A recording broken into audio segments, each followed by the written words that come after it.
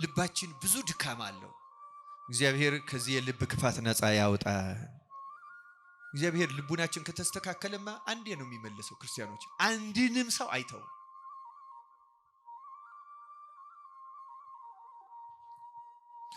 ቅዱስ ዳዊት በመዝሙር 50 ላይ እንዳለው ልበ ትሁተ ወየዋህ ኢይሜንን እግዚአብሔር፣ ትሁት እና የዋህ የሆነውን ልብ እግዚአብሔር በፍጹም አይንቅም ነው የሚለው።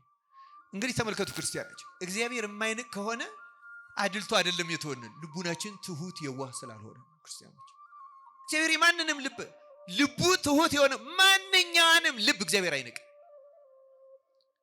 ችግሩ ያለው እዚህ ውስጥ ነው ክርስቲያኖች፣ ልባችን ውስጥ ነው ያለው መሰረታዊ ችግሩ።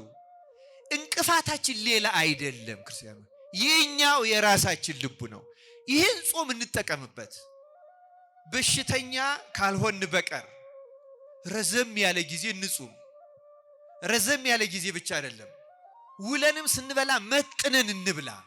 መጥነን ሰውነታችንን እንቅጣው። ከዚያ በኋላ መብረክረክ ተሰጥቶን ፈጣሪያችንን ልቡናችን አስተካክል ብለን እንለምነው። ክርስቲያን ልቡናችን ከተስተካከለ ምንም ችግር የለም። ልቡ የተስተካከለ አንድንም ሰው እግዚአብሔር ትቶ አያውቅም። አንድንም ሰው ክርስቲያኖች። ስለዚህ ችግሩ ያለው እኛ ልብ ውስጥ ነው። ለምን ይሄን አናይም? ለምን ይሄ አልተደረገልንም ካል መልሱ ባጭሩ ልቡናችሁ ስላስተካከለ። ለዚያ ነው ጌታም በወንጌል አስቀድማችሁ ውስጡን ፈሪሳውያንን የወጭቱን ውስጡን እጠቡ ነው ያለው። ውጩን አታጥሩ። ዝም ብሎ ከላይ ብናሰማምረው አነጋገሩንም ብናሽሞነሙነው አይሆንም። ክርስቲያኑ ውስጥ መስተካከል አለበት። በሀገሩም ሆነ በሚኖርበት ማህበረሰብ ውስጥ እግዚአብሔር የሚባል ስም ሲጠራ አያውቅም። ክርስቲያኖች አስተውሉ፣ እግዚአብሔርን አያውቅም። በሕገ ልቡና ያው በቃል ኪዳን ካሉት እንደና አብርሃም እና የዮሴፍ የዘር ሐረጎች እሱን የመሰሉ ሌሎችም እንደነ ኖህና ሌሎችን የመሰሉት እግዚአብሔርን የሚያውቁ ቢኖሩም አብዛኛው ሰው ወደ ጣዖት አምልኮ ገብቷል። እና በግብጽም የሚመለክ የነበረው እግዚአብሔር አልነበረም። ጠንቋዮች ትልቅ ቦታ ነበራቸው። እና ስለ እግዚአብሔር መጽሐፍ አልተጻፈም፣ ነቢያት አልተነሱም፣ ስብከትም አልተሰበከም። እንኳን በግብጽ ይቅርና በእስራኤልም ገና በእስራኤልም መቅደስ አልታነጸም፣ መጻሕፍት አልተጻፉም፣ ነቢያት አልተነሱም። ምንም ይህን የሚያስረዳ በዓለም ላይ እግዚአብሔር በልቡናቸው ከገለጸላቸው ሰዎች በቀር፣ ለዚያም ነው ሕገ ልቡና የሚባለው፣ እግዚአብሔርን ለሌላው ፍጥረት ለማሳወቅ የሚሆን ምስክር ማስረጃ ምንም አልነበረም። ምንም ባልነበረበት በዚያ ዘመን የእግዚአብሔርን ስም ሰምቶ የማያውቅ ጲጥፋራ የሚባል አንድ የግብጽ ባለስልጣን አፉን ሳይከፍት ሳይሰብክ ሳይናገርም ስሙንም ሳይጠራ እግዚአብሔርን ማሳወቅ ማሳየት በሕይወቱ የሚችል ሰው ባሪያ ሆኖ ተሽጦ ወደ ቤቱ ገባ። በሰማይ ላይ ሆኜ እገልጥላችኋለሁ አላላቸው። እንዴት ነው የምትገልጥልን ሲሉ፣ ቤተ መቅደስ እገልጥላችኋለሁ፣ በራእይ ታዩኛላችሁ፣ በህልም እታያችኋለሁ አይደለም ያለው። የሚወደኝ ካለ ቃሌን ይጠብቃል። ቃሌን የሚጠብቅ ከሆነ እኔና አባቴ ይወደዋል፣ እኔና አባቴ መተን በእሱ ዘንድ መኖሪያ እናደርጋለን። ስለዚህ እምገለጥላችሁ በእናንተ አድሬ በመኖርና ለሌላው በመታየት ነው ማለት ነው። ክርስቲያኖች ክርስቶስ የሚታየን በውስጣችን ነው። እንዴት ነው የምናየው ስንል በአይናችን ሌላ ቦታ ሆኖ አይደለም፣ ልክ ስክሪን እንደምናየው አይደለም። ክርስቶስ ማየት የምንችለው በውስጣችን ሆኖ ነው። በውስጣችን ካልሆነ ምንም ያህል ብንቃሽ ብንመኝ አናየው። ክርስቲያኖች እምናየው በውስጣችን። ለዚያ ነው ተመልከቱ፣ በዚያ በሕገ ልቡና እንኳን ዮሴፍ የክርስቶስ ምሳሌም ነው በነገሩ። ለዚያም ነው የታየበት፣ በውስጡ ሆኖ በስራው ታየበት እንጂ እንደ ራእይ እንደ ምስል እንደዚያ ሆኖ አልታየም። በእውነቱ እርግጥ በሐዲስ ኪዳን ከተዋህዶ በኋላ ምንታዌ ስለሌለ ማለት የቃልና የሥጋ መለያየት ስለሌለና ስለማይኖር በተዋህደው ሥጋ መጥቶ ለቅዱሳን ብዙ ጊዜ ታይቷል፣ ይታያል፣ ይጨበጣል፣ ይዳሰሳል፣ አብሯቸው ይበላል፣ ይጠጣል። አባ ቢሾይ አዝሎታል፣ እግሩንም አጥቦታል፣ የእግሩንም እጣቢ ጠጥቶታል። ይወደው ነበርና አባ ቢሶይን። ክርስቶስ በእውነቱ በረከቱ ይደርብን በሁላችን። ይህን ያደርጋል። ግን እውነተኛው መገለጥ የሚባለው በእኛ ውስጥ መጥቶ መኖሪያ ሲያደርግ ሲያድርብን በእኛ ላይ ሲገለጥ። ታዲያ እንዴት ነው የሚገለጥ? ለምንድን ነው እንዲህ አለው? ከዛ በኋላ ጴጥሮስ መንፈስ ቅዱስ ስላዘዘው ተቀበላቸው፣ አሳደራቸው። በነጋው ወደ ቂሳርያ ከተማ ሄደ። ሲሄድ ሮማዊ መቶ አለቃ ቤተሰቦቹንና ወዳጆቹን ሰብስቦ ቤቱን ሞልቶ ጠበቀው። ለምን አስጠራኸኛል? ሲጸልይ መልአክ የገለጸለትን ነገረው። ከዚያ በኋላ ጴጥሮስ እንዲህ አለ። ምን አለ? እግዚአብሔር ማንንም ሰው ርኩስና የሚያጸይፍ ነው እንዳልል አሳየኝ። እስቲ ይህን ቃል ተናገሩ። እግዚአብሔር በሉ። ማንንም ሰው ርኩስና የሚያጸይፍ ነው እንዳልል አሳየኝ። እግዚአብሔር መልካም ፈቃድ ዛሬ የምንማማርበት የትምህርታችን ርዕስ እግዚአብሔርን ማሳየት የሚል ይሆናል። መነሻ የምናደርገው የመጽሐፍ ቅዱስ ክፍለ ምንባብ ኦሪት ዘፍጥረት ምዕራፍ 39 ከቁጥር 1 እስከ 6 ያለውን ይሆናል። እኔ በንባብ አሰማችኋለሁ፣ አትኩራችሁ ስሙ። እግዚአብሔር አይነ ልቡናችን ይክፈትልን። ልክ ውሃን በውስጡ የሚያሳልፍ ቧንቧ ያለፈውን ውሃ እንደማያስታውሰውና እንደማያውቀው እየሰማን የእግዚአብሔር ቃል በውስጣችን እያለፈ ስንሰማው ስሜት ሊኖርን ይችላል። ግን ከሆነች ደቂቃ በኋላ የማናስታውሰው አይነት ፍጥረት ከመሆን እግዚአብሔር ያድነን። ሚዲያው እንደዚህ አድርጎናል። አሁን ዝም ብለን የሆነ ማስታወቂያ እናያለን፣ የሆነ ነገር እንሰማለን እና አእምሯችን ላሽቋል፣ ደክሟል፣ እንደዚያ ሆኗል። ስለዚህ እዚህ መታችሁ ስንቀመጥ እግዚአብሔር መለመን፣ ህሊናን ትንሽ ሰብሰብ ማድረግ እና ለእግዚአብሔር ቃል የሚገባ ልቡና እንዲኖረን ራስን ማስተካከል በጣም አስፈላጊ ነው። እና አሁን ይህን አስቀድሜ ማሳሰቢያ ያስቀደምኩት 6 ቁጥሮች ናቸው ማነብላችሁ። ቢቻል ቁጥር 1 ላይ ምን እንደተባለ፣ ቁጥር 2 ላይ ምን እንደሆነ፣ ቁጥር 3፣ ቁጥር 4 ይችን 5 ቁጥሮች ወይም 6 ቁጥሮች ቃል በቃል እንኳን ባንሸመድዳቸው ማስታወስ እንድንችል ራሳችን ካዘጋጀ ነው እንችላለን። አእምሮ በነገራችን ላይ እንዳስለመዱት ነው። ካስለመዳችሁት ትችላላችሁ፣ ካላስለመዳችሁት እንዲሁ እንደ ቧንቧ ነው የምትሆኑት። ምንም ያህል ብትሰሙ፣ ሚካኤል ቢናገር፣ ገብርኤል ቢናገር በህይወታችን ውስጥ ለውጥ አይመጣም። ራሳችንን ካዘጋጀነው ደግሞ አንዷ ቃል ህይወታችን ለመለወጥ ብቁ ትሆናለች። ያን የሚያደርገው እግዚአብሔር ራሱ ነው። እኛ ስንዘጋጅ እግዚአብሔር በእኛ ህይወት ውስጥ ለውጥ እንዲመጣ ያደርጋል። ያ እንዲሆን አምላካችን እግዚአብሔር በቸርነቱ ይርዳን። ስለዚህ በንባብ አሰማችኋለሁ፣ እጠይቃችኋለሁ፣ አትኩራችሁ ስሙ።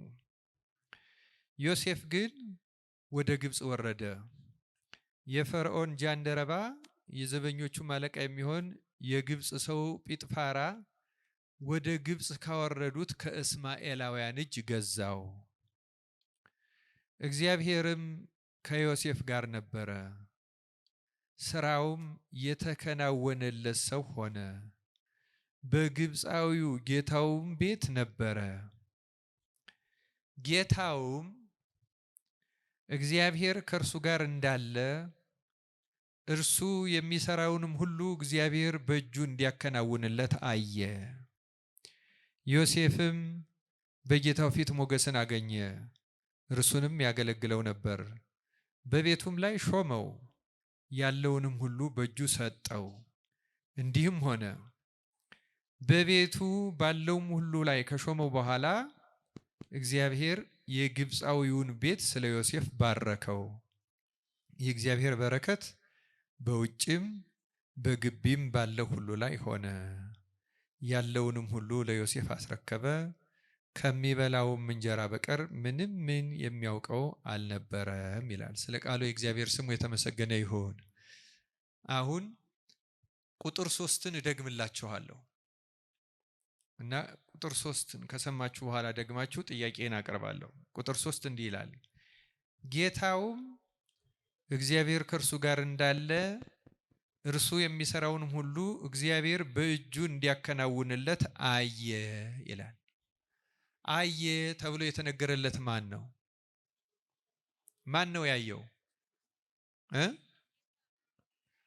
አዎ እንግዲህ መስማት መልመድ ማድመጥ እና መስማት ይለያያል። በእኛ ቤተክርስቲያን ሊቃውንት ዘንድ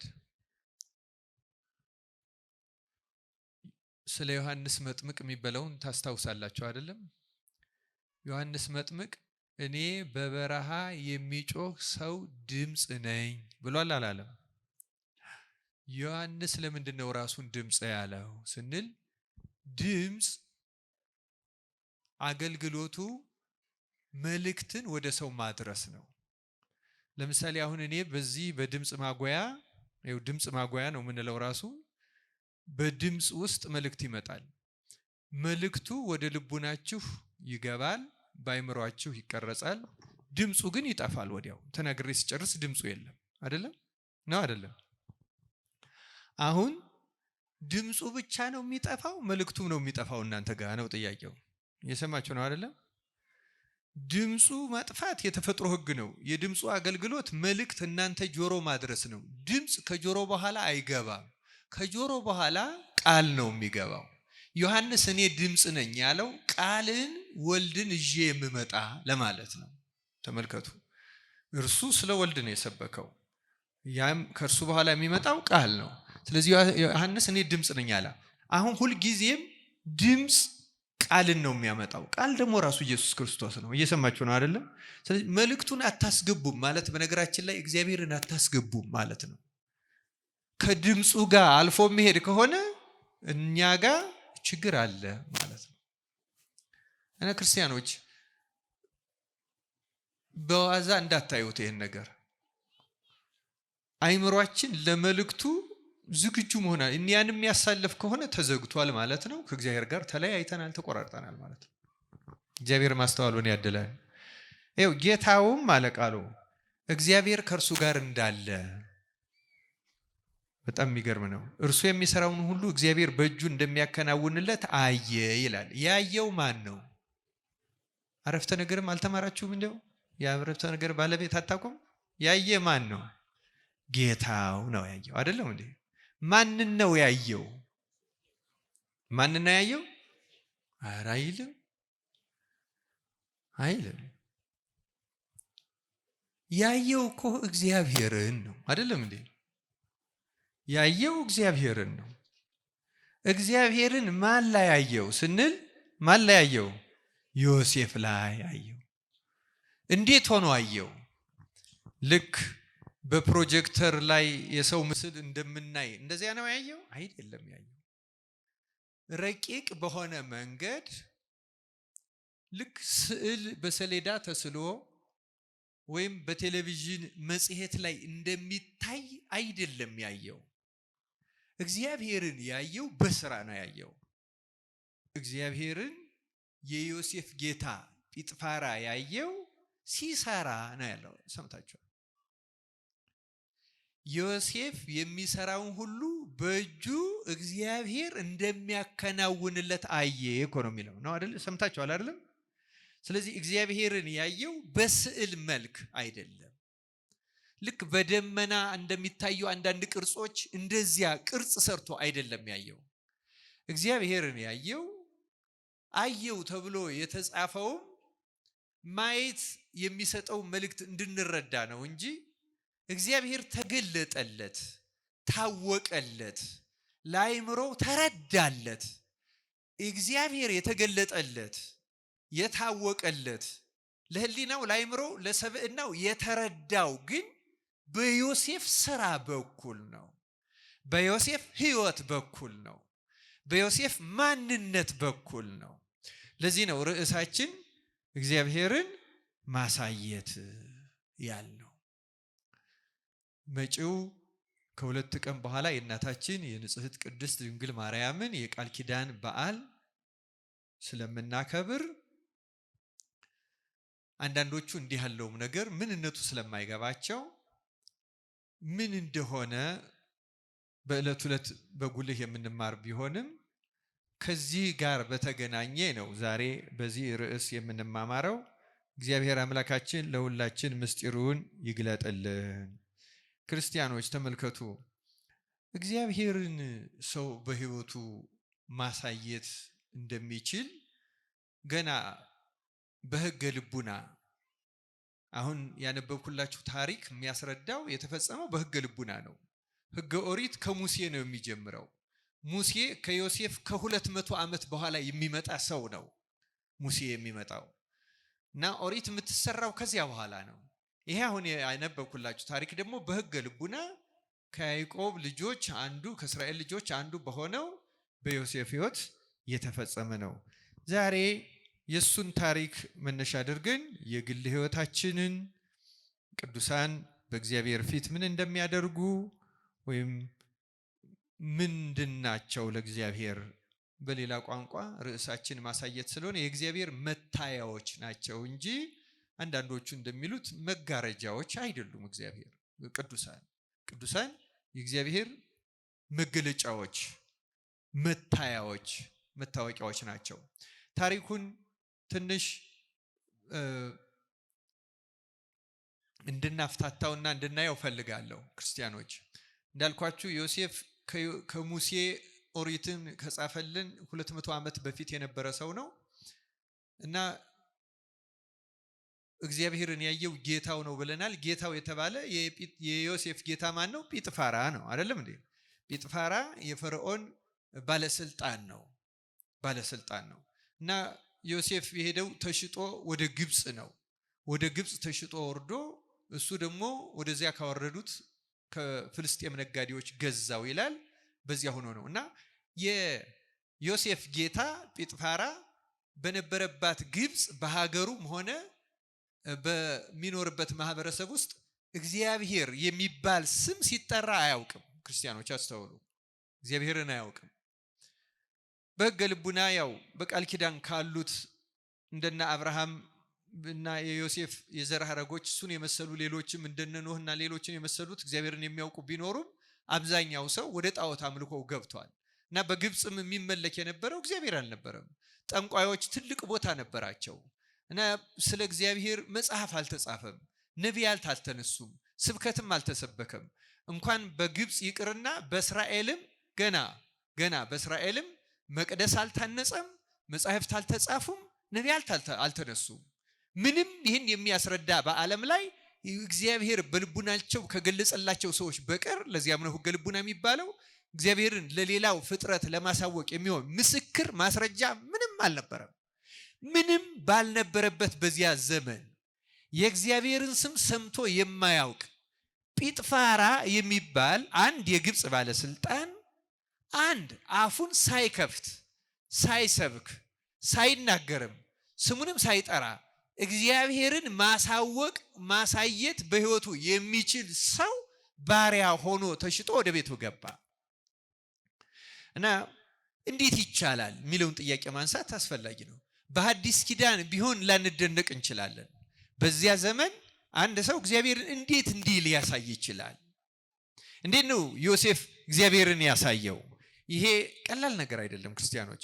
አሁን እኛ በክርስትናው ዘመን ያለን መርገም ተሽሯል፣ ፍዳ ተወግዷል፣ ሙስና መቃብር ድል ተነስተዋል። አካላዊ ቃል ሰው በመሆኑ ምክንያት ሰው ከባሕርይ መለኮት ተሳታፊ ሆኗል። ንጽሕት ቅድስት ድንግል ማርያም የባሕርያችን መመኪያ በመካከላችን አለች። በየዕለቱ የእግዚአብሔር ቃል ይሰበካል። በየዕለቱ በጧት በማታ ይጸለያል። በየዕለቱ ብዙ የእግዚአብሔር ነገር ይነገራል። ይህ ሆኖ አለባበሳችን የማማሩን ያህል አንዳችንም ደግሞ እግዚአብሔርን የምናሳይ ሰዎች አለመሆናችን ደግሞ አሳዛኝ ነው። በእውነቱ አሳዛኝ ነው። እንኳን በሕይወታችን በንግግራችን እንኳን አልቻልንም። በእውነቱ በንግግራችን እርግጥ ንግግር ጌታ እንዳለው በአፍ የሚወጣው ከልብ ስለሆነ ልባችን ካልተስተካከለ ንግግራችን ሊስተካከል አይችልም። እንዲያውም ስለ ምእመናንም አይደለም የምናገረው፣ ስለኛ በመድረኩ ላይ ቆመን ሳናፍር እናስተምራለን የምንለው አስተማሪዎች ራሱ ውጤቱ አንዱ ማናመጣው እግዚአብሔርን እንደመሰለን ደራሲ በምናቡ ገጸ ባህሪን እንደሚስለው ከመጽሐፍት ተነስተን በህሊናችን የሳልነውን እግዚአብሔርን እንናገራለን እንጂ በመጽሐፍት የተገለጸውን በቅዱሳን የታየውን በትርጓሜ የተብራራውን በንግግር እንኳን ማሳየት የማንችልበት ጊዜ ማለት ይህ ጊዜ ነው። እንኳን በህይወታችን እንኳን በኑሯችን እንደ ጲጥፋራ ያለ ስለ እግዚአብሔር ሰምቶ የማያውቅ አሁን በቻይና በህንድ ያሉ ሰዎች አሉ ስለ እግዚአብሔር ሰምቶ የማያውቁ። እኔ ራሴ የዛሬ 10 ዓመት ገጥሞኛል። ለአገልግሎት አውስትራሊያ ቆይቼ ስመለስ በቻይና ነበረ። ቻይና አንድ ቀን ውሎ ስለነበረን ጎብኝተን ጾም ነው እንደዚህ የነቢያት ጾም ወቅት ነበረ። ባለ ታክሲውን ሬስቶራንት ወሰደናልና የምንፈልገው ምግብ ለመግለጽ እንደው ቀላል መስሎን እንጾማለን አልነው። እንጾማለን ስንለው እስላሞች ናቸው ወይ አለ። እነሱ የሚያውቁት የሚጾም እስላምን ነው። ነገራችን ላይ እውነተኛ ታሪክ ነው የምነግራቸው። ክርስቲያንን ስንለው ምንድነው ክርስቲያን አለ። ዋትስ ክርስቲያን አለ። ደነገጥኩ እኔ። ክርስቲያን የሚባል መኖሩን የማያውቅ ሰው ስለመኖሩ አላውቅም። ምንድነው ክርስቲያን አለ። ምን ብዬ ላስረዳው? ክርስቶስን ሰምተው የማያውቁ ክርስቲያን አይተው የማያውቁ በዓለም እኮ ተመልከቱ፣ በቢሊየን የሚቆጠር ክርስቲያን ነኝ የሚል ሰው ባለበት፣ በሚሊዮን የሚቆጠር ቤተ መቅደስ ባለባት ዓለም ውስጥ ክርስቲያን ምንድን ነው የሚል በሚሊየን የሚቆጠር ሰው አለ። አይገርማችሁ? ምንድነው ክርስቲያን አለ። ምን ብዬ ላስረዳው? አሁን በዓለም ላይ ያ ቻይና ምንድነው ክርስቲያን ያለኝ ሰው እኔን አይቶ እግዚአብሔርን እንደ ጲጥፋራ በዮሴፍ ላይ እንዳለው ማየት ይቅርና አንድ ክርስቲያን በአገልጋዮቹ ላይ እግዚአብሔርን ማየት ዛሬ አይችልም። በእውነት እግዚአብሔርን ማሳየት ቀላል ስናነበው ቀላል ይመስላል። ዮሴፍ እኮ እኔ እግዚአብሔርን አሳያለሁ አላለም። እንደሚያሳይም አያውቅም። ጌታውንም ተመልከት እኔ ጋር የሆነ ነገር ታያለህ አላለም። ጌታው ግን ዮሴፍን በማየት ብቻ ረቂቁን አምላክ እግዚአብሔርን አየው። አይገርማችሁም? እና እኛ ክርስቲያኖች ተብለን የክርስቶስ ስጋና ደም ተቀብለን በስሙ ተጠምቀን እርግጥ የስም ክርስቲያኖች ስለሆን ነው። በግብር ብንሆን እናሳየዋለን። በእርግጥ በግብር ብንሆን በስም በነገራችን ላይ በግብር መሆን ምንድን ነው ካል በግብር መሆን ማለት ሌላ ሰው መሆን ማለት ነው። ምንድን ነው ሌላ ሰው መሆን ማለት? ሌላ ሰው መሆን ማለት ተመልከቱ፣ ለክርስቲያን የማይገባ ጠባይ፣ አነጋገር፣ ህይወት፣ ማንኛው ነገር ጠፍቶ በእግዚአብሔር ቃል እንደተጻፈው አዲስ ፍጥረት አዲስ ሰው ሆኖ መገኘት። ለምሳሌ አንድ ሰው ስመ ክርስትና የሚሰጠው ዝም ብሎ አይደለም። ሌላ ማንነት አግኝተሃል፣ ሌላ አዲስ ሰውነት አግኝተሃል ተብሎ ነው። በክርስትና የመጀመሪያው አዲስ ስም የሚሰጠው ክርስትና ሲነሳ ነው። ቢቻል በክርስትና ስም ብቻ መጠራት ነበረብን። አሁን ትተነዋል። ያ በክርስትና ስም ብቻ አዲስ ማንነት እንደያዝ ወደ ኋላው ማንነት ተመልሰናል። እኛ የሚቀጥለው ሁለተኛ አዲስ ስም የሚሰጠው ምንኩስና ላይ ነው። አንድ ሰው በተለይ ከመነኮሰ በኋላ እንደ ህጉ እንደ ስርዓቱ ከሆነ የትናንትና ስሙን አይደለም ወላጆቹን ትውልዱን መናገር በእውነተኛው ህግ ያስቀጣል። አሁን ራሱ ይሄን የሚያደርጉ ብዙ መነኮሳት አሉ። በኢትዮጵያም አሉ፣ በሌሎችም አሉ። በተለይ በግብጽ ህግ ነው። በግብጽ ህግ ነው።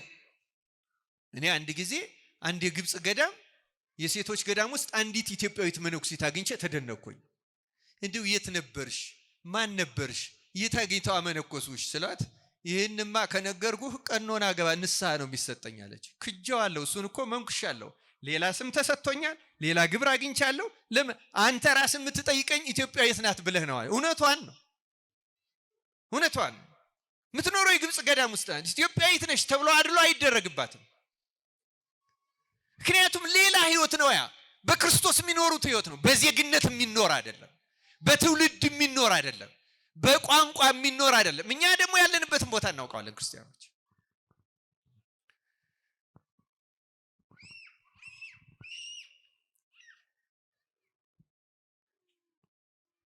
ክርስቲያኖች እግዚአብሔር በቸርነቱ ለሁላችን በእውነቱ ማስተዋልን ያድለን።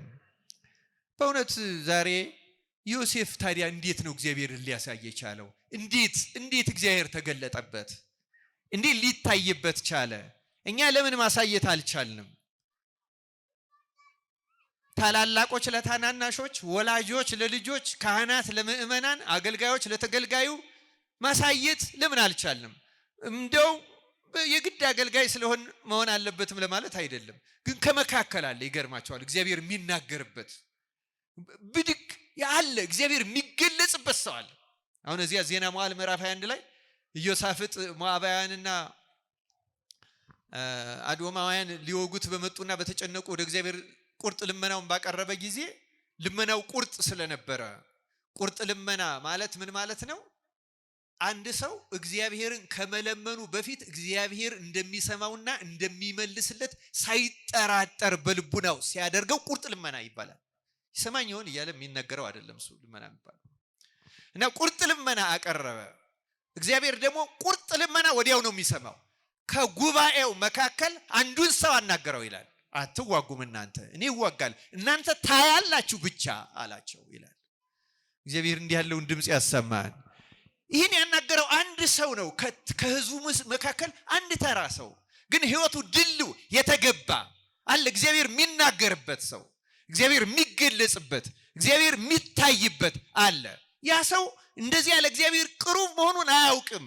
ልናገር ልወቅላችሁም አይልም። መንፈስ እግዚአብሔር ግን ድንገት ይገለጽበታል። መንፈስ እግዚአብሔር ያደረበት ሰውነቱ ለእግዚአብሔር መንፈስ ማደሪያ ስለሆነ አይነግድም፣ አይሸቅጥም። እንደተለየ የእግዚአብሔር ሰው አያስመስልም። ኑሮውን ነው የሚኖረው። እውነት የሚኖር ሰው እንደዛ አይደለም። ክርስቲያኖች እንዲህ ያለው ስለምን ጠፋ? እግዚአብሔር ለሁላችን ማስተዋሉን ያደለን እና እንዴት ነው ዮሴፍ እንግዲህ ዓላማው የክርስትና ዓላማው በነገራችን ላይ ክርስቲያን ማለት ክርስቶሳዊ የክርስቶስ መታያ መገለጫ የመልኩ የክርስቶስ ስዕል ማለት ነው። ይህን ቅዱስ ጳውሎስ በመልእክቶቹ ደጋግሞ ገልጾታል። አርፈድም ብዬ ስለመጣው ጊዜ ለማሳጠር ነው እንጂ እንደምታውቁት በእውነቱ ሁላችንም ቅዱስ ጳውሎስ እንዳለው የልጁን መልክ ሊመስሉ ተገባቸው ይላል። ማንኛችንም የሱን መልክ ልንመስል ነው የተገባ ነው። እሱ የኛን መልክ የነሳው የኛን መልክ ሊመስል ነው።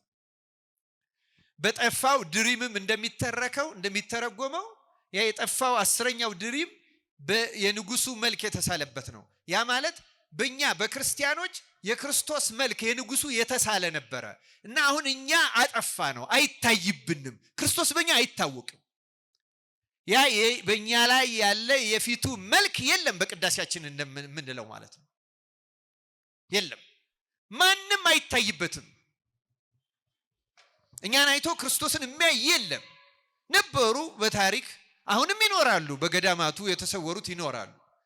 ግን ይሄ ዘመን የእብለት የቅጥፈት ስለሆነ እውነተኛ ጸጋ ያላቸው የተሰወሩ ናቸው። በእውነቱ እርግጥ በየትኛውም ዘመን እዩኝም መወቁኝም ብለው ወጥተው አያውቁ እና ክርስቲያኖች ሁላችንም ለዚህ የተፈጠርን ነበረ። በክርስቶስ አዲስ ፍጥረት ሆነን ስንፈጠር በተለይ ክርስቲያን ስንሆን መልኩን ለማሳየት እግዚአብሔርን ለማሳየት እግዚአብሔርን አይተንም ለማሳየት አይተን ለማሳየት ስንል እንግዲህ አንዳንድ ይሄ የማታለልም ዘመን ስለሆነ ብዙዎቻችን ጥያቄ ሊኖረን ይችላል። እኛ ብቻ አይደለንም።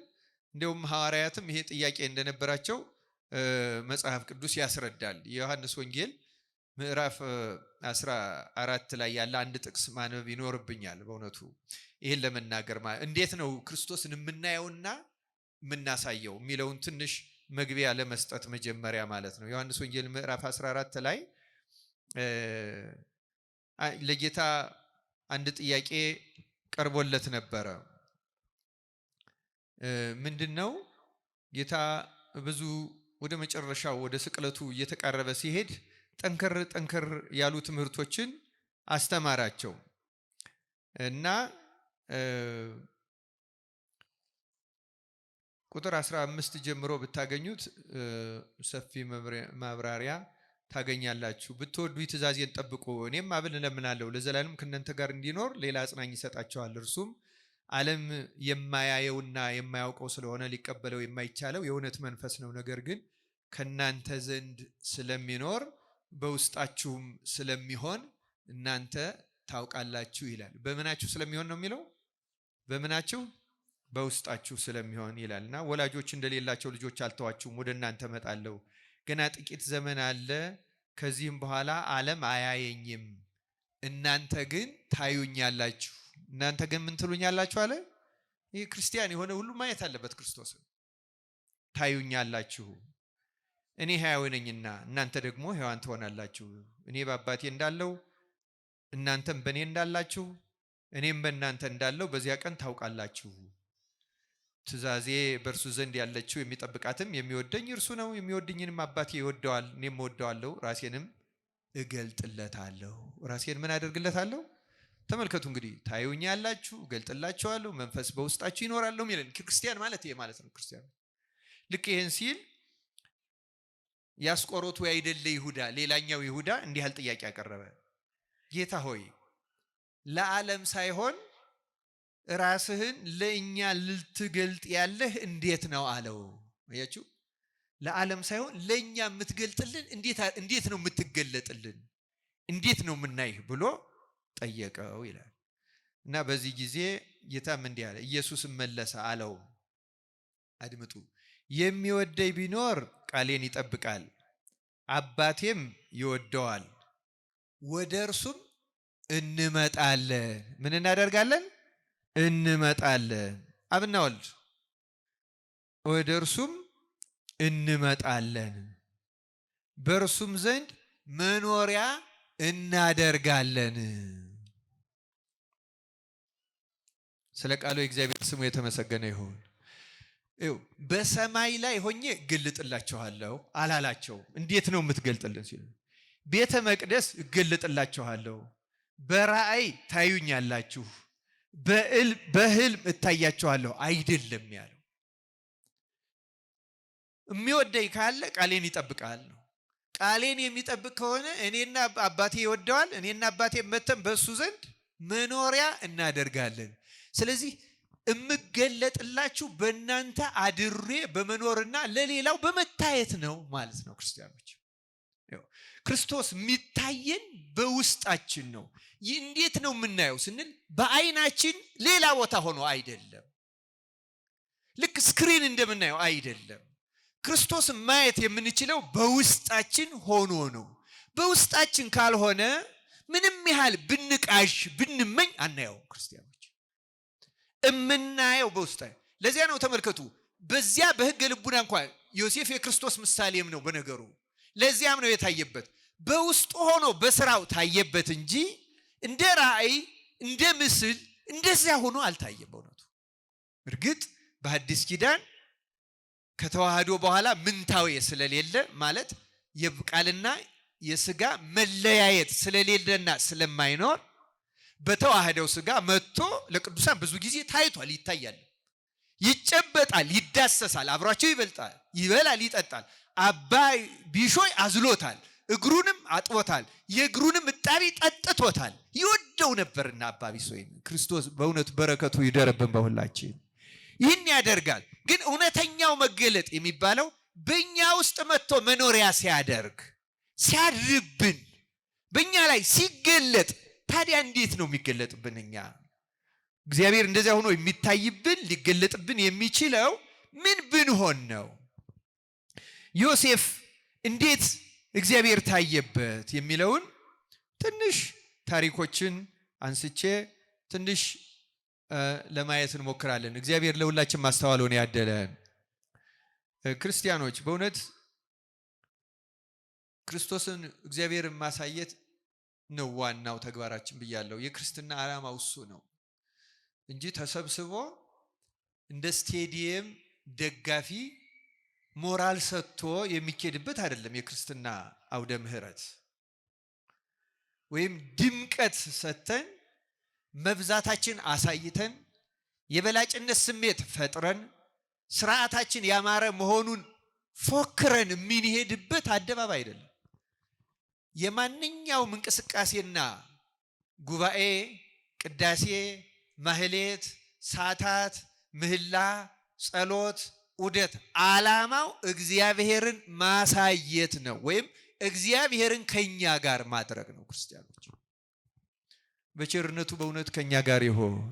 ግን እንዴት ነው የሚታየው? እንዴት ነው በእኛ መካከል የሚያድረው? ክርስቲያኖች ይህን ለማየት ነው ይህን በዮሴፍ ህይወት የምናየው። ዮሴፍ እግዚአብሔርን እንዴት ለማሳየት ቻለ ስንል መጀመሪያ የዮሴፍ ገድሉ ራሱን ከወንድሞቹ ክፋት ስለጠበቀ ነው መልሱ።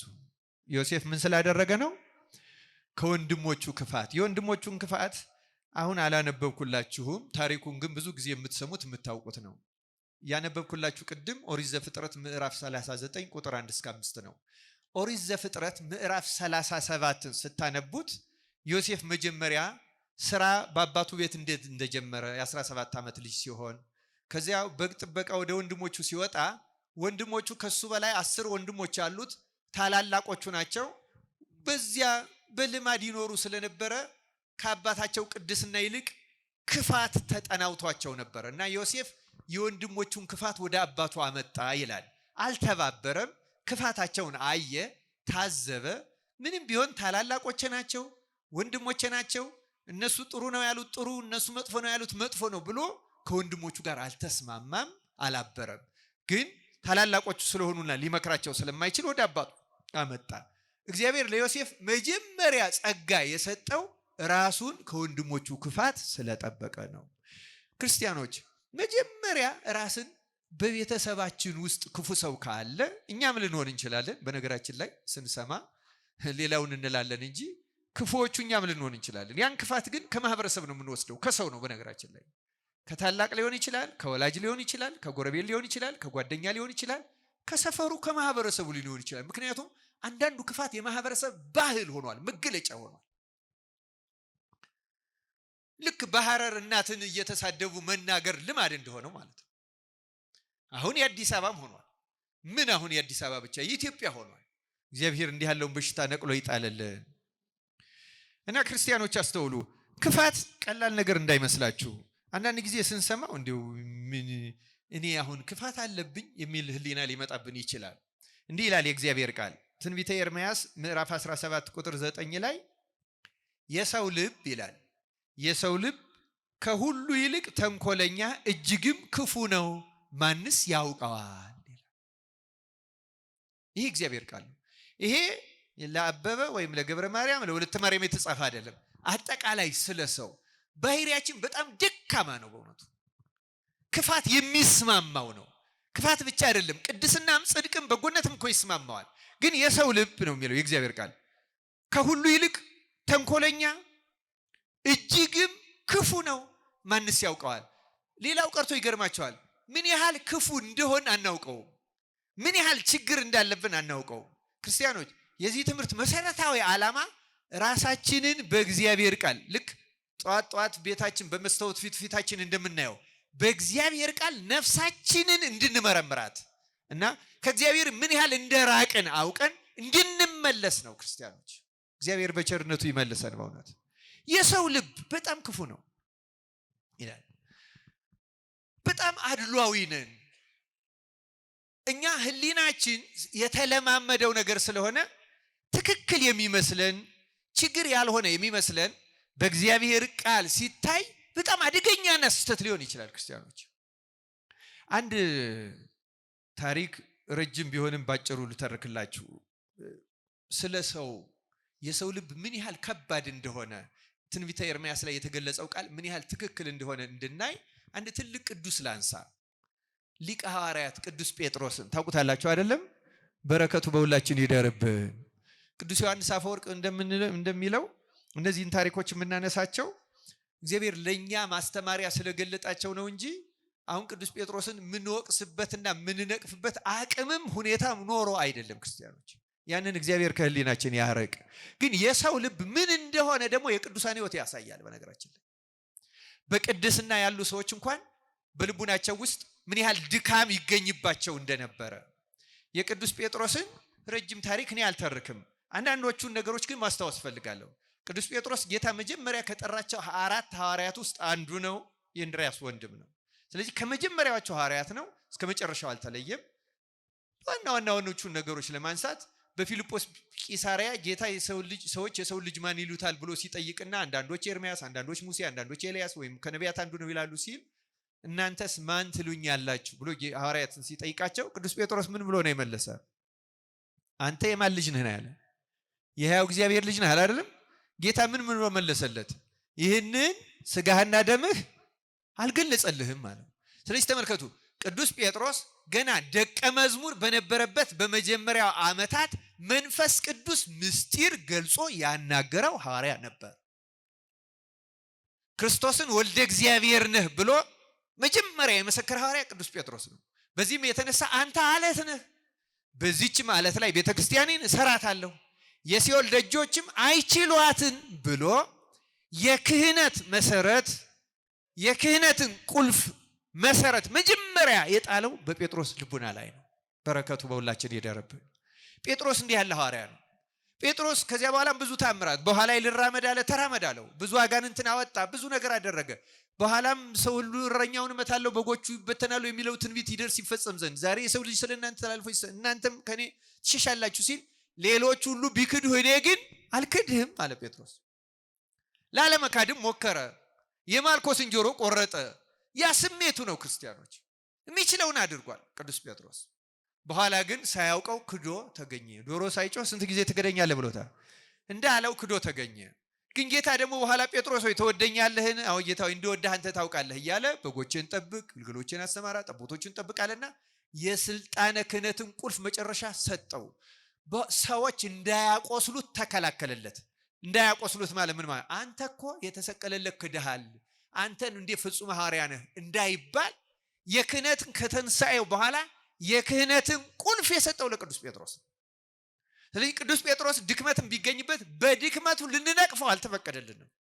እግዚአብሔር ይቅር ብሎታል፣ ትቶለታል። ስለዚህ ይህንን ስልጣን ተቀበለ። ከዚያ በኋላ ቅዱስ ጴጥሮስ ጌታ ካረገ በኋላ መንፈስ ቅዱስ ወርዶ 72 ቋንቋ ሲያናግር አይሁድ ጉሽ ወይን ጠጅ ጠጥተው ሰክረዋል ሲሉ ገና 3 ሰዓት ነው ብሎ መጀመሪያ የሰበከውና 3000 ነፍሳትን ያሳመነው ማን ነው? ቅዱስ ጴጥሮስ። ከ72 ቋንቋ ከሚናገር ከተለያየ ሀገር የመጡትን ሰዎች 3000 ሰዎችን ያሳመነ ቅዱስ ጴጥሮስ። በኋላ አንድ ቀን ከዮሐንስ ጋር ወደ ቤተ መቅደስ ሲሄዱ ደግሞ ሽባው ለመናቸው። የሐዋርያት ሥራ ምዕራፍ 5 ላይ እንደተጻፈው ምዕራፍ 3 ላይ እንደተጻፈው ሲለምናቸው እንሰጥ ዘንድ አንዳች የለንም፣ ያለንን እንሰጣለን፣ በጌታ በኢየሱስም ተነስና ተመላለስ አለው። ብድግ ብሎ ሽባው ተመላለሰ። ተደነቁ። ሰዎች ሰሙት። ከዚያ በኋላ 5000 ሰዎችን አሳመነ። 8000 ማህበረ እስጢፋኖስ የምትባለው የተመሰረተችው በቅዱስ ጴጥሮስ ስብከት ነው። ከዚህ በኋላ ቅዱስ ጴጥሮስ ሌሎች ታምራት ማድረግ ቀጠለ።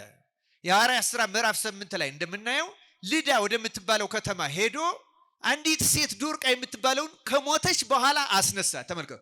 ሽባ ተረተረ። በ72 ቋንቋ የሚናገሩ ሰዎችን አሳመነ። ሽባውን ተረተረ። 8000 ሰዎችን አሳመነ። ሙት አስነሳ። ሙት ካስነሳ በኋላ ከዚያው ኢዮጴ ወደምትባል የባህር ዳርቻ ከተማ ሄዶ ስምዖን የሚባል ቁርበት ፋቂው ቤት ሲኖር አንድ ራእይ አየ። ማን? ጴጥሮስ። ምን አይነት ራእይ አየ? በ6 ሰዓት በቀን ሲጸልይ ውስጡ የረሃብ ስሜት ነበረው። ራእይ አየ። ራእዩ ምንድነው? በነጭ ድንኳን ከሰማይ ነጭ ድንኳን ወረደ። ድንኳኑ ላይ በብሉይ ኪዳን እንዳይበሉ የተከለከሉ እንስሳት፣ እነዚህ አርጃኖ፣ ውስስቱ፣ እባቡ ምናምኑ የሚያስጠሉት እንስሳት አሉባቸውና ተነስተህ ይህን አርደህ ብላ የሚል ቃል ደግሞ ሰማ። ይህን ሲሰማ ቅዱስ ጴጥሮስ እንዲህ አለ፣ ከልጅነት ጀምሮ የሚያጸይፍና ርኩስ ነገር በልቼ አላውቅም አለ። አሁንም የእግዚአብሔር ቃል እንዲህ ተናገረው፣ እግዚአብሔር የቀደሰውን አንተ አታርክሰው አለው እና ድንኳኑ ተመለሰ። ጸሎቱን ቀጠለ። እንደገና ድንኳኑ ሁለተኛ ወረደ። ተነስ ይህን አርደህ ብላ አለው። አንዳች የሚያረክስና የሚያጸይፍ ነገር ከልጅነት ጀምሮ በአፌ ገብቶ አያውቅም አለ። አሁንም የእግዚአብሔር ቃል እግዚአብሔር የቀደሰውን አንተ አታርክሰው፣ ይሄን 3 ጊዜ አለው። ልክ ይሄን ካየ በኋላ ጸሎቱን ጨርሶ ሲሆን ይህን ራእይ ስለምን ይሆን ያየው ሲል ቆርኔሌዎስ ደግሞ የላካቸው ትንሽ ከአንድ የ3 ሰዓት መንገድ ራቅ ብላ ቂሳርያ የምትባል ከተማ አለች።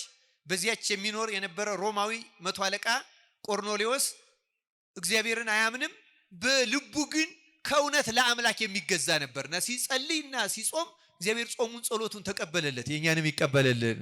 ቸር አምላክ እንደሆነ ተመልከቱ። አህዛብ ነህ ወይ ኦሪታዊ ሆነህ አልተገዘርክ ወይ ክርስቲያን ሆነህ አልተጠመክ ብሎ ጸሎቱን የሱን ቸል ያላለ አምላክ የኛንም በቸርነቱ ይቀበልልን።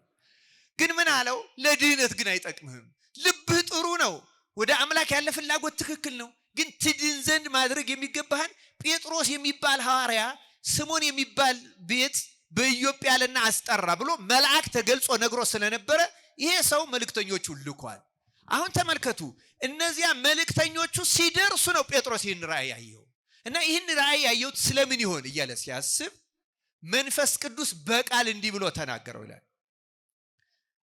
መጀመሪያ ልክ እያሰበ እያለ ደጁ ተመታና ጴጥሮስ የሚባል ሰው በዚህ ቤት አለን ብለው ሲጠይቁ መንፈስ ቅዱስ ለጴጥሮስ እንዲህ አለው፣ ተነስ ውረድ፣ እንግድነት ተቀበልኳቸው፣ እኔ ነኝ የላኳቸው፣ እንግድነት ተቀበላቸው አለው።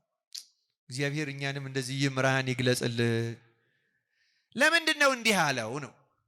ተመልከቱ፣ ራእዩን ያየው እና አንዳንድ ጥቅሶችን ባነብላችሁ ጊዜ ይወስዳል እንጂ ጥሩ ነበረ።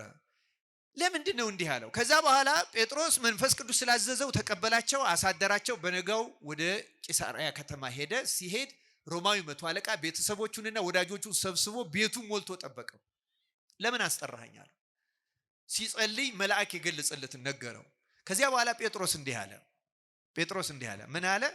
እግዚአብሔር ማንንም ሰው ርኩስና የሚያጸይፍ ነው እንዳልል አሳየኝ።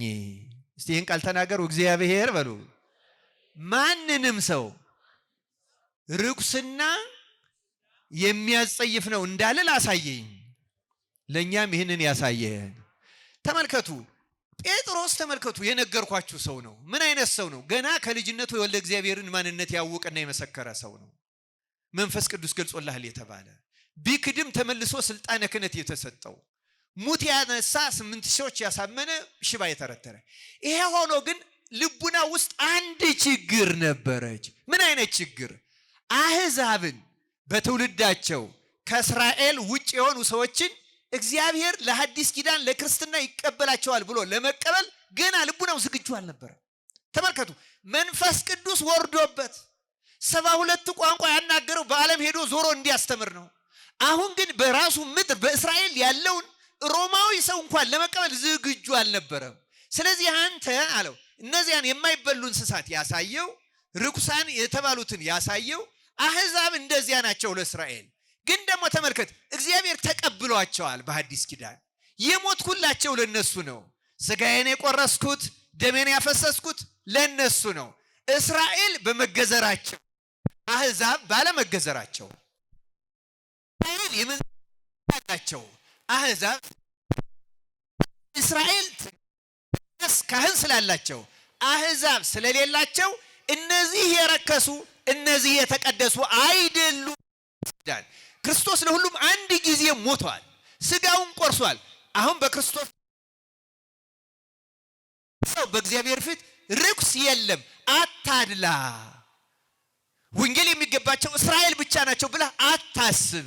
ተቀበላቸው አለና መንፈስ ቅዱስ ገሰጸው፣ አስተማረው። ስለዚህ ነው አንድም ሰው ርኩስና የሚያጸይፍ ነው እንዳልል። ለካ ያ ራእይ ያየው ስለ ቆርኔሌዎስ ኖሯል። ቆርኔሌዎስ ሮማዊ ነው። ቆርኔሌዎስ አህዛብ ነው። ቆርኔሌዎስ ያልተገዘረ ነው። ቆርኔሌዎስ ሕግና ስርዓት አያውቅም ብዬ ወደ ክርስትና እንዳልቀበለው እንዳልጸየፈው መንፈስ ቅዱስ አሳየኝ አለ። ለእኛም እንዲህ ያለው ምስጢር ይግለጽልን ያሳየን። እዩት፣ የሰው ልብ ማለት እንደዚህ ያለ ደካማ ነው።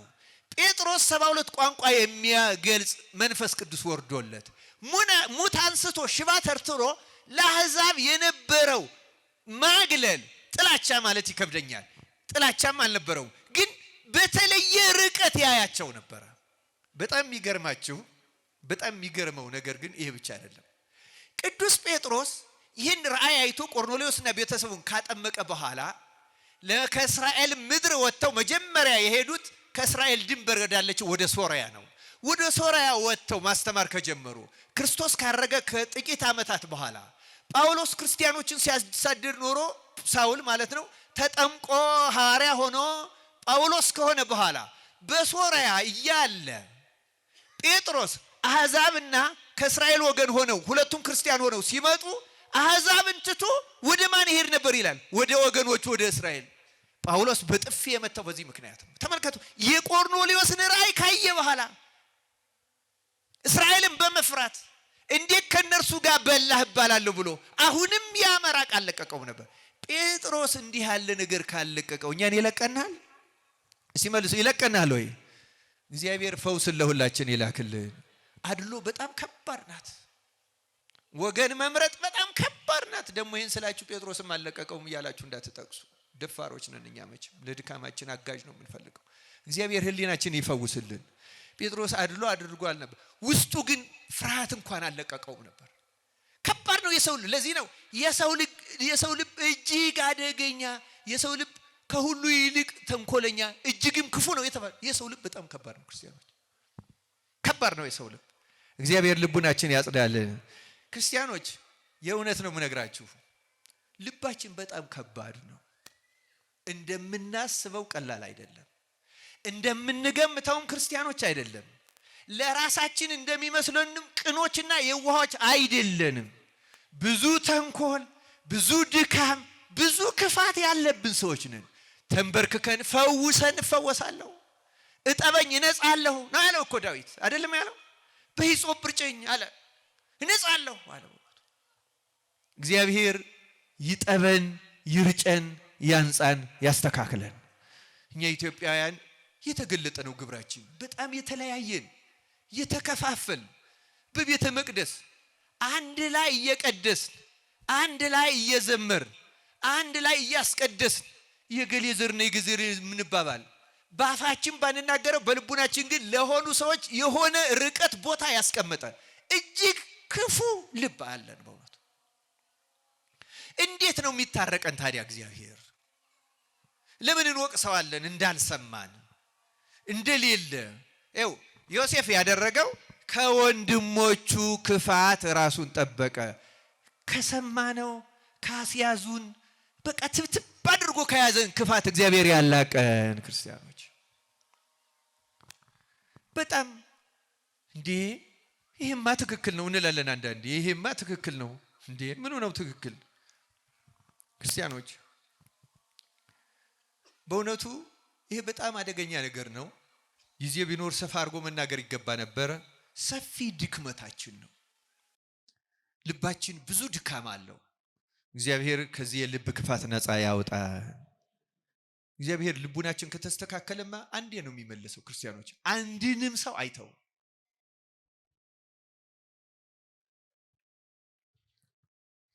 ቅዱስ ዳዊት በመዝሙር 50 ላይ እንዳለው ልበ ትሁተ ወየዋህ ኢይሜንን እግዚአብሔር።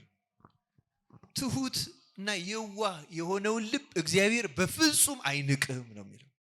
እንግዲህ ተመልከቱ ክርስቲያኖች፣ እግዚአብሔር የማይንቅ ከሆነ አድልቶ አይደለም የተወነን፣ ልቡናችን ትሁት የዋህ ስላልሆነ። ክርስቲያኖች እግዚአብሔር የማንንም ልቡ ትሁት የሆነ ማንኛውንም ልብ እግዚአብሔር አይንቅ። ችግሩ ያለው እዚህ ውስጥ ነው ክርስቲያኖች፣ ልባችን ውስጥ ነው ያለው መሰረታዊ ችግሩ። እንቅፋታችን ሌላ አይደለም ክርስቲያኖች፣ የኛው የራሳችን ልቡ ነው። ይህን ጾም እንጠቀምበት። በሽተኛ ካልሆን በቀር ረዘም ያለ ጊዜ እንጹም። ረዘም ያለ ጊዜ ብቻ አይደለም፣ ውለንም ስንበላ መጥነን እንብላ። መጥነን ሰውነታችንን እንቅጣው።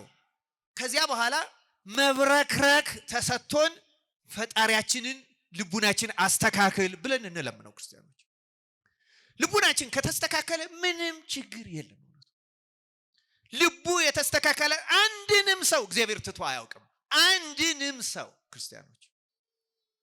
ስለዚህ ችግሩ ያለው እኛ ልብ ውስጥ ነው። ለምን ይሄን አናይም? ለምን ይሄ አልተደረገልንም ካል መልሱ ባጭሩ ልቡናችሁ ስላስተካከለ ነው። ለዚያ ነው ጌታን በወንጌል አስቀድማችሁ ውስጡን ፈሪሳውያንን የወጭቱን ውስጡን እጠቡ ነው ያለው። ውጩን አታጥሩ። ዝም ብሎ ከላይ ብናሰማምረው አነጋገሩንም ብናሽሞንሙነው አይሆንም። ክርስቲያኑ ውስጥ መስተካከል አለበት። ልቡናችንን እናስተካከል። አምላካችን እግዚአብሔር ይርዳን። ዮሴፍን አሁን ክፋት መራቁን ብቻ አይደለም እስከ መጨረሻው አሁን 2-3 ነጥቦችን አነሳለሁ ባጭሩ ልቡን እናየዋለን። እውነት ለመናገር ሁለተኛው የዮሴፍ ታሪክ በጣም ይገርማቸዋል። ዮሴፍ ሁለተኛው እግዚአብሔር የታየበት ምክንያት የሰዎችን ድካም አያነሳም፣ አለማንሳት ብቻ አይደለም አይደጋግምም በፍጹም።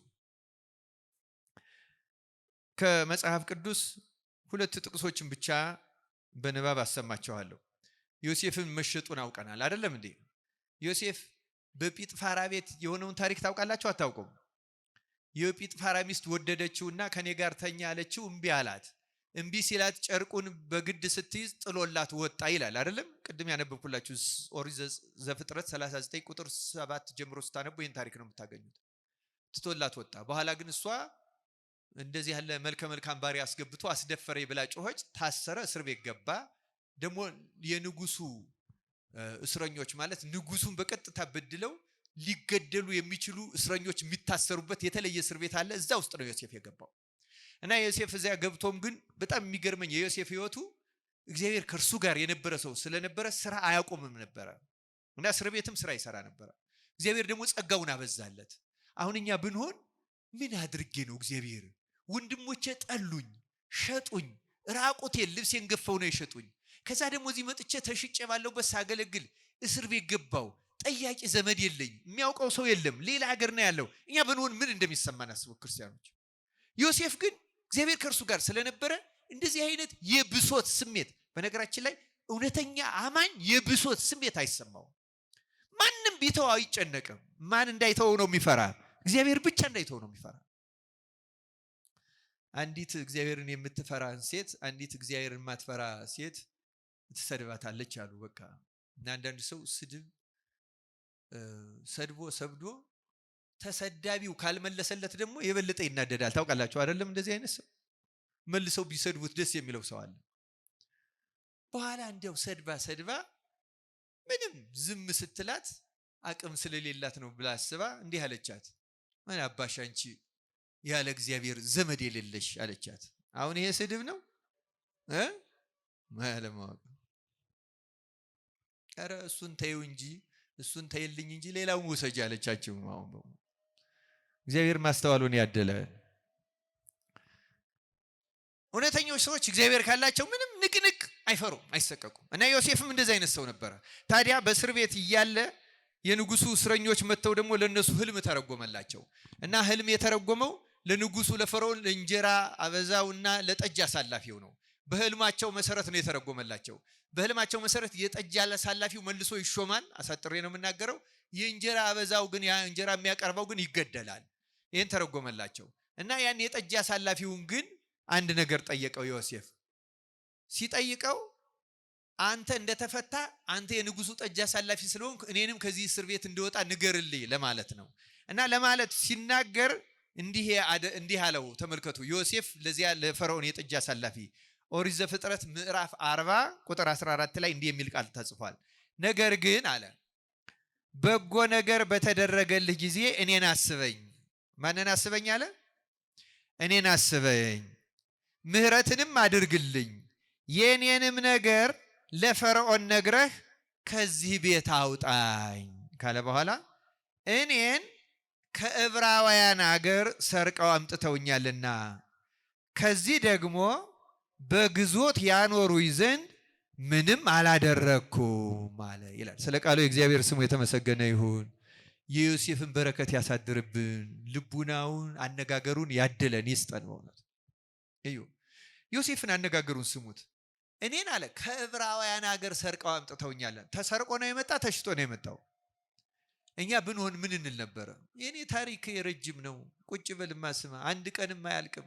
ወንድሞች ያደረጉብኝን ግፍ ልንገርህ፣ በሰው ያልተደረገ በእኔ ተነግረዋል አንልም? እንላለን አንልም?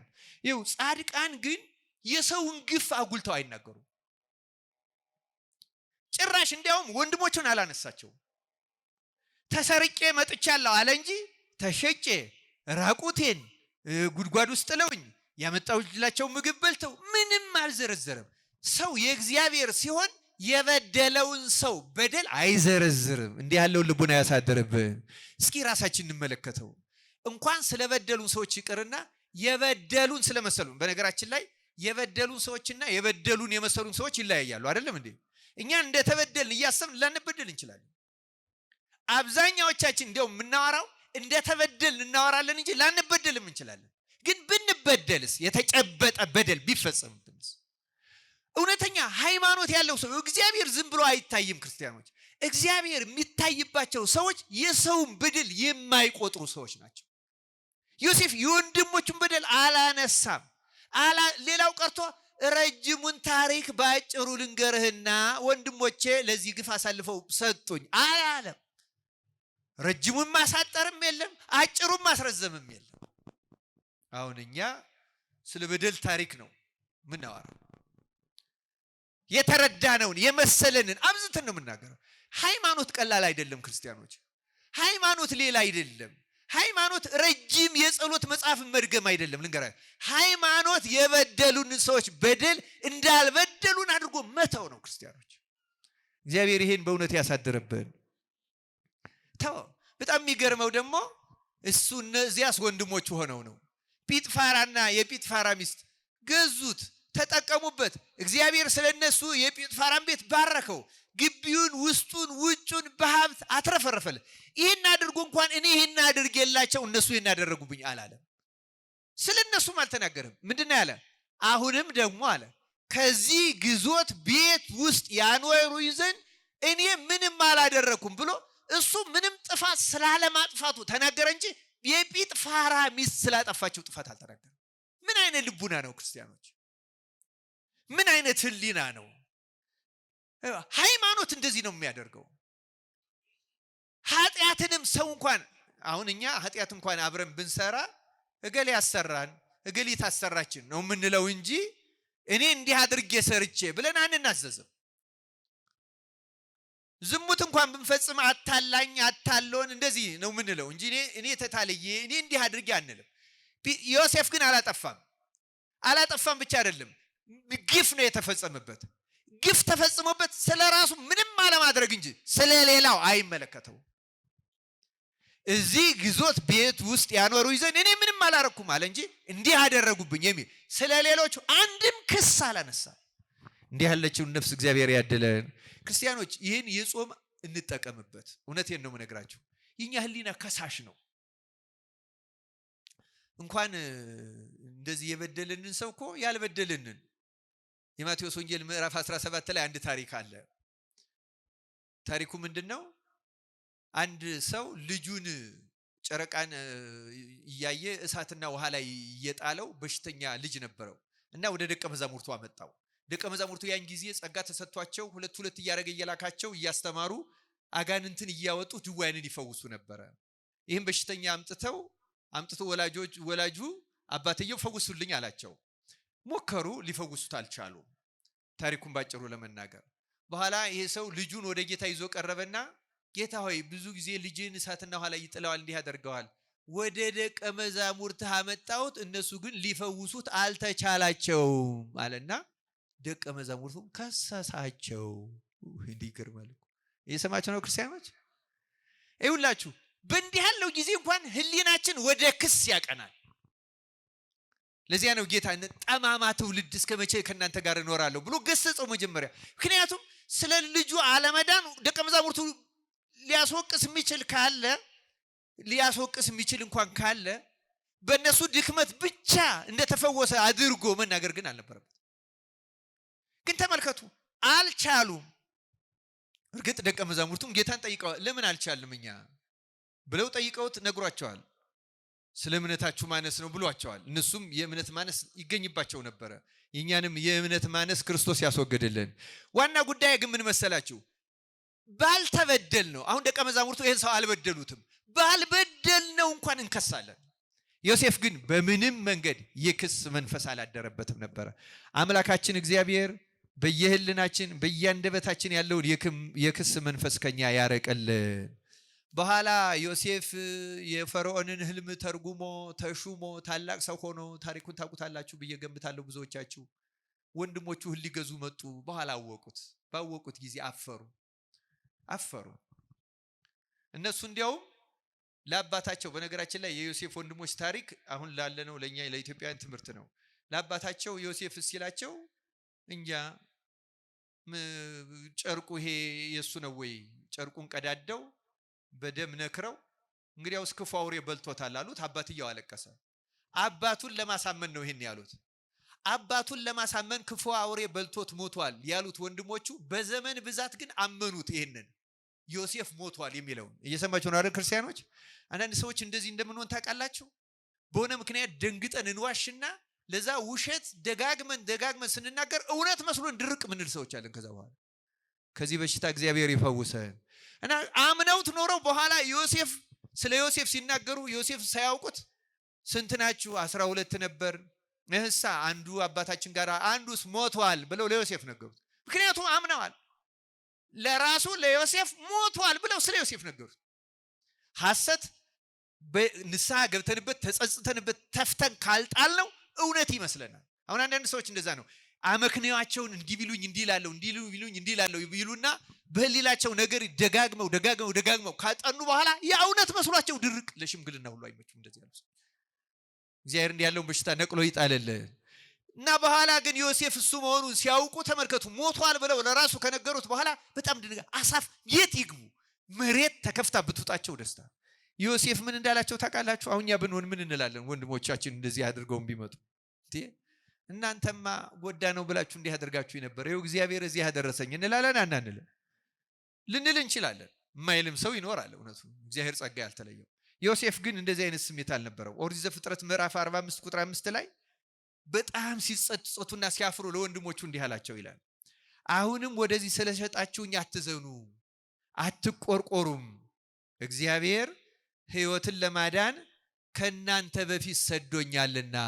አያችሁ እንዴት እንዳጽናናቸው ወንድሞቹ። ሸጣችሁኝ፣ ግፍንም ፈጸማችሁብኝ፣ አሁን ግን እግዚአብሔር ለዚህ አገናኘኝ አይደለም ያለ። አይደለም አትዘኑ፣ እግዚአብሔር ነው ያደረገው እናንተ አይደላችሁም ብሎ ግፋቸው ወደ እግዚአብሔርን ደግሞ ገፊ አይደለም ያደረገው። ይሄ ረሃብ እንዲወገድልን አስቀድሞ ልኮኛል። ይሄ እንዲወገድ እግዚአብሔር በጥበቡ ልኮኝ ነው እንጂ እናንተ ገፍታችሁኝ አይደለም። ስለዚህ ይሄ አይሰማችሁ ብሎ የነሱን አጥፍተናል በድለናል ብለው ባፈሩ በተጸጸቱ ጊዜ የበደለኝነት የጸጸት ስሜት እንዳይጎዳቸው ህሊናቸውን ፈወሳቸው። ምን ያህል ሰዎች ነን እኛ እንደዚህ አይነት ህሊና ያለን? እግዚአብሔር በቸርነቱ የመንፈስ ያደለህን። የተወደዳችሁ እግዚአብሔር ቤተሰቦች ትምህርቴን አሁን አጠቃልላለሁ ጊዜውም ስለመሸ። ዮሴፍ ሁለት ነገሮች ነው የምጨምረው። ሶስተኛ ተመልከቱ፣ መጀመሪያ ከወንድሞቹ ክፋት ራቀ። ሁለተኛ የበደሉት ሰዎች ክፋት አያነሳም፣ እግዚአብሔር ለበጎ አደረገው ነው። ሶስተኛ ምቀኝነት ፈጽሞ የለበትም ዮሴፍ። ምቀኝነትን ነቅሎ ይጣልል።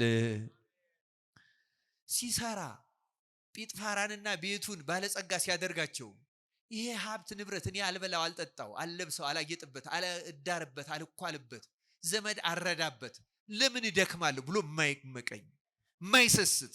ኢትዮጵያውያን የቀደሙት ብዙዎቹ ይሄ መንፈስ ነበራቸው። ሰነፍ ሰው አይወዱም። ሲሰንፍም አፈር ለሚበላው ጉልበት ይሉት ነበር። ምን ለሚበላው ጉልበት?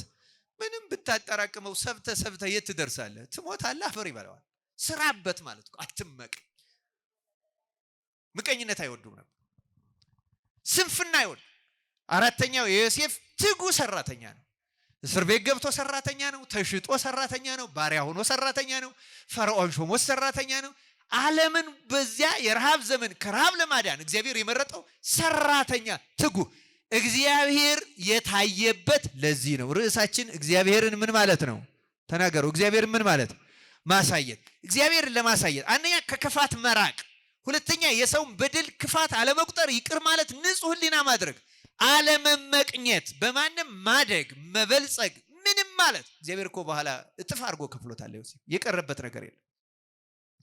በሚስት ቢባል በልጅ ቢባል በሀብት ቢባል ምንም ያስቀረበት የለም። እግዚአብሔር ይሰጣል። ክርስቲያኖች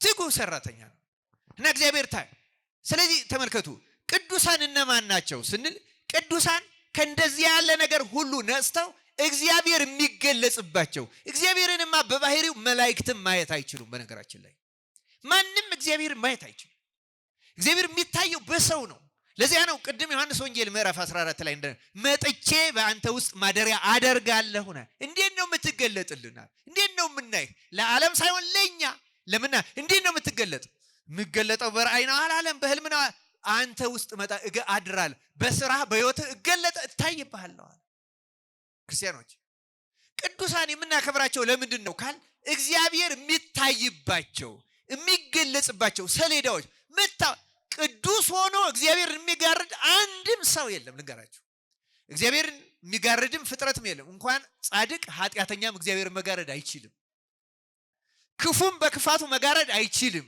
ደንቆሮም በድንቁርናው መጋረድ አይችልም ፈላስፋ በፍልስፍናው ንጉስ በስልጣኑ እግዚአብሔርን መጋረድ አይችልም እግዚአብሔርን ራሱ የሚጋረድ ብሎ ማሰብ መካድ ነው ክርስቲያኖች እግዚአብሔር ማን ነው የሚጋረደው እግዚአብሔርን የሚጋርድ አንድም ነገር የለም ግን አይታይም ማይታየው ማየት ስለማይገባን ያን ለማየት የተገባን ስላልሆነ እግዚአብሔር ግን የሚታየው በቅዱሳን ነው ቅዱሳን ማለት የእግዚአብሔር መታያዎች መገለጫዎች መታወቂያዎች መነበቢያዎች መሰበኪያዎች ማለት ቅዱሳን ናቸው ክርስቲያኖች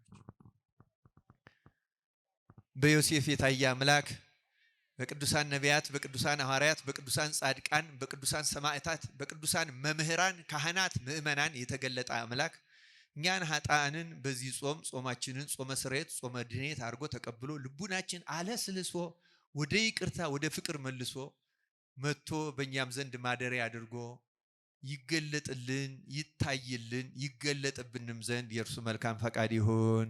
ይቆየን። ወስብሐት ለእግዚአብሔር።